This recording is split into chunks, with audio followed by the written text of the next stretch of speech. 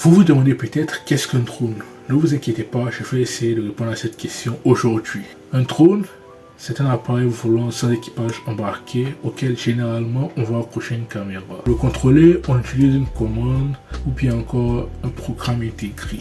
Concernant les dimensions, on a des drones plus petits de 15 cm par exemple qui peuvent tenir dans la paume d'une main, ou bien encore beaucoup plus grands de 2 à 3 mètres d'envergure.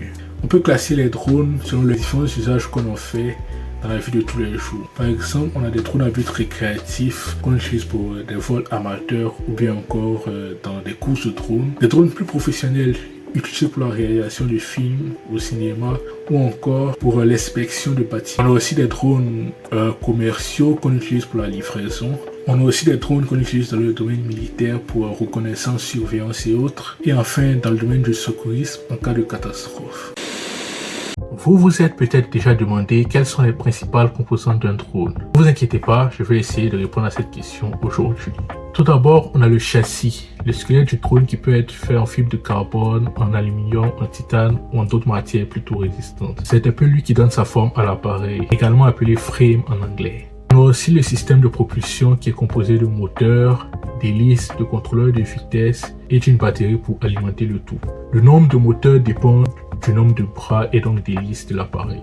On a aussi le contrôleur de vol qui est un peu l'interface entre le pilote et le drone. Il est composé d'un circuit intégré, de capteurs et de broches d'entrée et de sortie. Son but globalement est de maintenir la stabilité de l'appareil. Du côté du pilote, on a aussi besoin dans certains cas de radiocommande qui envoie un signal vers un récepteur portatif installé sur le drone, ce qui va permettre de le contrôler. Enfin, il faut également un équipement vidéo composé généralement d'une caméra, d'un émetteur vidéo et d'un récepteur vidéo afin de voir ce que le drone filme en temps réel. Ce récepteur est souvent connecté à des lunettes, ce qui permet un vol en immersion, également appelé First Person View. Vous vous demandez peut-être comment devenir pilote de drone au Canada. Ne vous inquiétez pas, je vais essayer de répondre à cette question aujourd'hui.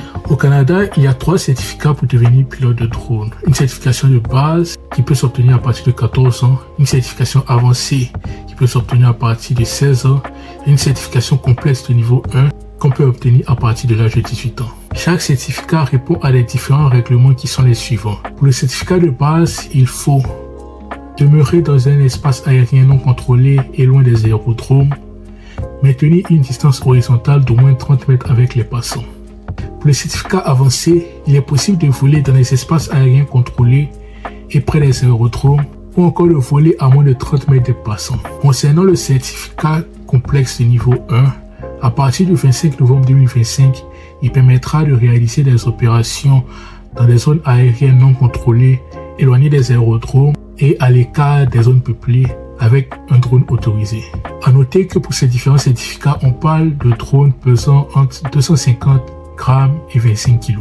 Après le choix de la certification, il faut suivre des cours et réussir des examens selon la certification choisie. À noter qu'après l'obtention du certificat, il est possible de se spécialiser, que ce soit dans la prise de photos ou de vidéos ou encore dans la thermographie. Vous vous demandez peut-être comment devenir pilote de drone en Côte d'Ivoire. Ne vous inquiétez pas, je vais essayer de répondre à cette question. Pour obtenir un permis de drone en Côte d'Ivoire, il faut s'enregistrer auprès de l'Agence nationale d'aviation civile. Pour ce faire, l'individu doit suivre des cours dans un des centres agréés comme Côte d'Ivoire Drone Academy, Minute Drone ou encore Drone Group. Après la formation, il faudra passer différents examens en fonction de l'usage que l'on souhaite faire de notre drone. Ces différents usages sont regroupés en catégories. On a la catégorie A qui comprend l'utilisation privée et pour les loisirs à partir de 15 ans. La catégorie B qui concerne le sport et l'aéromodélisme à partir de 12 ans. Et la catégorie C qui concerne l'utilisation professionnelle à partir de 18 ans. À noter que selon la masse du drone, certaines catégories ne sont pas disponibles comme vous pouvez le voir sur le tableau qui s'affiche à l'écran.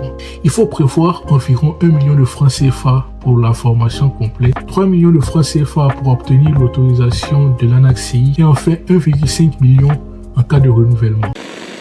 Vous vous demandez peut-être quel est le meilleur drone à acheter pour débutants. Ne vous inquiétez pas, je vais essayer de répondre à cette question. Je voudrais au préalable préciser qu'on parle ici d'utilisation privée et non professionnelle. Pour débuter, il est plus intéressant d'utiliser un mini-drone qui pèse moins de 5 kg parce que les restrictions sont moindres. On veut que l'interface soit intuitive, qu'il soit facile à prendre en main et qu'il bénéficie d'une autonomie convenable d'au moins 25 minutes. En considérant ces différents paramètres, je peux vous conseiller le DJI Mini 4K. Comme son nom l'indique, c'est un mini drone qui pèse environ 250 grammes et qui peut prendre des vidéos en 4K. Dans le cas où votre budget est un peu plus serré, je peux vous conseiller d'autres options comme le DJI Mini 2 SE qui prend des vidéos d'un peu moins bonne qualité. Cependant, si la qualité de la vidéo est très importante pour vous, le Potensic Atom ou encore le Potensic Atom 2 peuvent prendre des vidéos en 4K qui pourraient vous satisfaire. En plus, ils coûtent moins de 300 € tous les deux. La différence principale entre ces deux versions est que la deuxième bénéficie d'une caméra stable. Évidemment, avant tout cela, il faut bénéficier d'un permis de drone et aussi respecter les différentes réglementations. Vous vous demandez peut-être quels sont les risques encourus en cas d'infraction avec un drone. Ne vous inquiétez pas, je vais essayer d'y répondre dans le contexte canadien. Avant toute activité, il faut avoir obtenu un certificat de pilote de drone et être en possession d'un drone immatriculé. Le non-respect des différentes règles au Canada peut être passible d'amende allant de 1 000 $ à 3 000 $ pour les personnes physiques et de 5 000 $ à 15 000 $ pour les personnes morales. Dans le cas des personnes physiques, réaliser un vol sans certificat ou encore faire voler un drone non immatriculé peut être passible d'une amende de 1 000 $ canadiens. La sanction s'élèvera à 3 000 $ si le vol prend place dans un espace non sécurisé ou encore si la sécurité de personnes ou d'aéronefs est en danger. Pour les personnes morales, ces amendes sont multipliées par 5. On obtient donc une amende de 5 000 $ dans le cas de vol sans certificat ou avec des drones non immatriculés et les amendes de 15 000 $ si la sécurité de personnes ou d'aéronefs est en danger ou encore en cas de vol dans des lieux non autorisés. À noter que la hauteur maximale à laquelle un drone est autorisé à voler est de 122 mètres ou 400 pieds. Ne pas la respecter revient à mettre en danger des aéronefs, ce qui entraîne donc une amende de 3 000 $ ou de 15 000 $.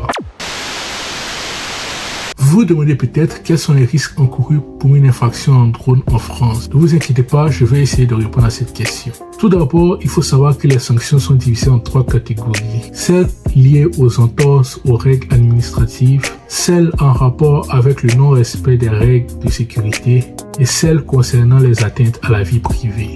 Concernant la première catégorie, en fonction des opérations que vous souhaitez réaliser, vous devez être en possession de différents documents en format papier ou numérique. Si vous n'êtes pas en mesure de présenter l'un de ces documents, vous vous exposez à une amende de 38 €.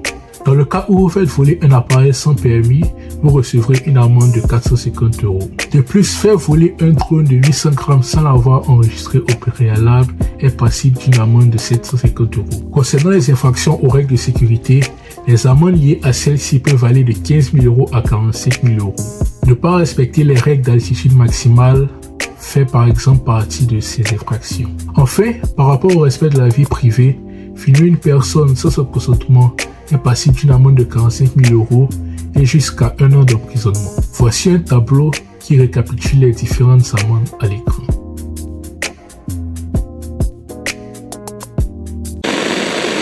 Vous vous demandez peut-être quelle est l'altitude maximale qu'un drone peut atteindre. Ne vous inquiétez pas, je vais répondre à cette question. Généralement, un drone ne peut pas voler à plus de 120 mètres ou 400 pieds. Cette limite est fixée dans plusieurs pays, comme le Canada par exemple, pour des raisons de sécurité aérienne. Au-delà, on entre dans l'espace aérien des avions habités, comme les petits avions, les hélicoptères ou même les avions de ligne en approche. Faire voler un drone plus haut, c'est prendre le risque de collision, ce qui peut coûter des milliers de dollars d'amende, voire des poursuites judiciaires en cas de collision. Pour éviter cela, beaucoup de drones sont programmés afin de ne pas dépasser cette limite. Vous vous demandez peut-être quels sont les drones les plus chers du marché. Ne vous inquiétez pas, je vais essayer d'y répondre en les classant par catégorie. Dans la catégorie grand public, on retrouve le Freefly Alta X qui coûte un peu plus de 20 000 $. Il est utilisé pour des prises de vue aériennes de grande qualité, notamment en slow motion, grâce à sa capacité à porter de grosses caméras. Dans la catégorie professionnelle, on a le X-Fold Dragon Hybrid, un drone pliable et modulaire qui coûte plus de 30 000 $. Il est très prisé dans le cinéma mais peut aussi transférer du matériel scientifique ou de secours.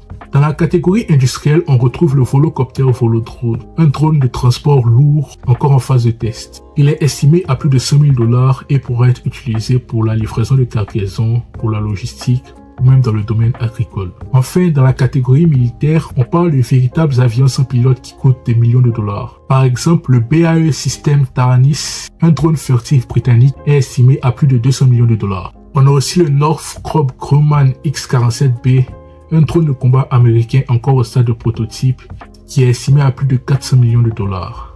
Voilà, c'était Pierre-Emmanuel. N'hésitez pas à vous abonner à la Locotrone pour plus de vidéos.